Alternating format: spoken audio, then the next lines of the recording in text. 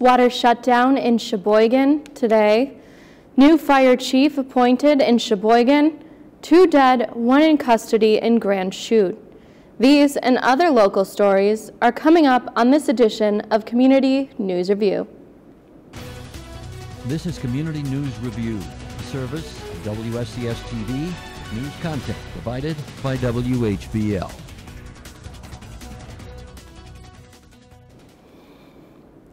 I'm Maddie Pfister, and this is Community News Review for Monday, April 15th, 2019. A water shutdown is happening today in the city of Sheboygan. Sheboygan Water Utilities says it is part of the North Avenue Water Main and Lead Water Service lateral replacement project. The shutdown will last until 2:30 this afternoon on North Avenue between North 13th and North 15th. Officials say the shutdown is necessary to make a connection from the existing water main to the new water main. The city of Sheboygan has appointed a new fire chief. City officials on Friday announced the hiring of Eric Montellano. Montellano is currently the deputy chief of the Zion Fire and Rescue Department in Zion, Illinois. And according to a news release, Montellano has over 25 years of experience in these successful fire and rescue operations with progressive positions including firefighter, paramedics, lieutenant, and battalion chief. Montellano replaces Michael Ramos, who retired in March after serving 5 years in the role. Robert Letchery of the chair of Sheboygan Police and Fire Commission says Eric's well-rounded fire service career will provide invaluable in leading the Sheboygan Fire Department. A Cascade woman is facing fines and possible prison time for allegedly assaulting a police officer. 21-year-old Jeanette Marie Yermanovich was resisting arrest when the officer sustained numerous bruises during a scuffle in the Sheboygan County courtroom last Friday. It happened right after Yermanovich was sentenced to 18 months in jail for felony bail jumping. Police say after the sentencing, she began to quickly exit the courtroom. Despite warnings to stop, she continued trying to escape, and when the officer tried to physically arrest her, a fight ensued. She eventually stopped when the officer threatened to tase her, and she was then arrested and taken into custody. Yermanovich faces up to 6 years in prison and $10,000 in fines, and she had previously been arrested and convicted last November for possession of meth and felony bail jumping charges. 2 people are dead, 1 person is in custody, and several questions remain unanswered as police in the Grand Chute piece together how a welfare check turned into a death investigation.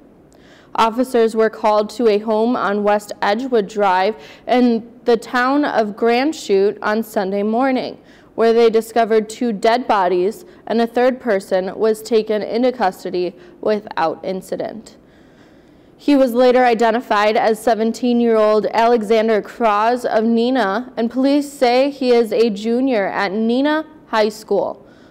Officers say there is no danger to the public, and they believe that the incident is isolated, as it is believed that Cross knew the victims.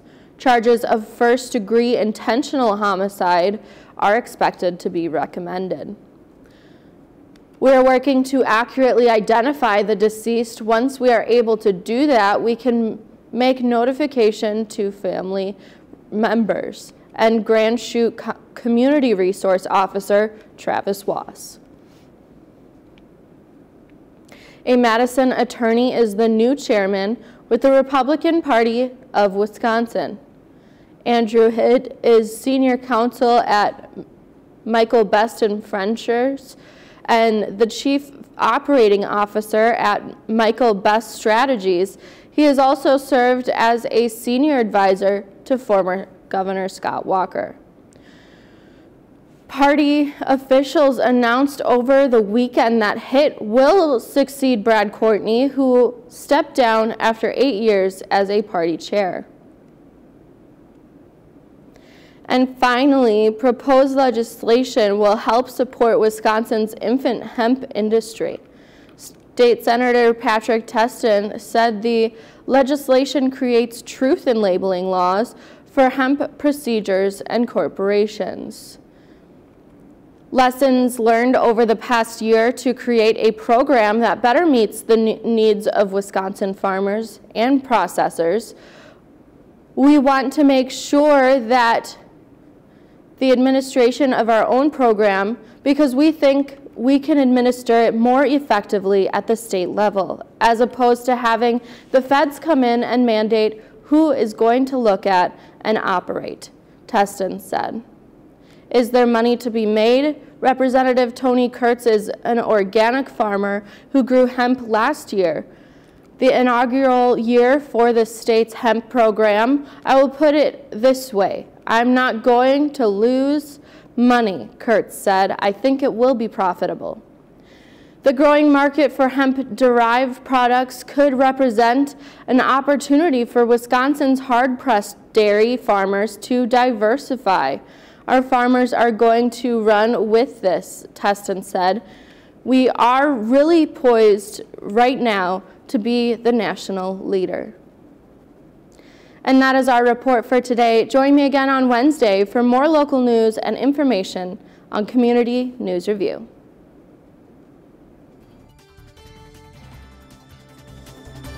News content for this program provided by WHBL in cooperation with WSCS TV.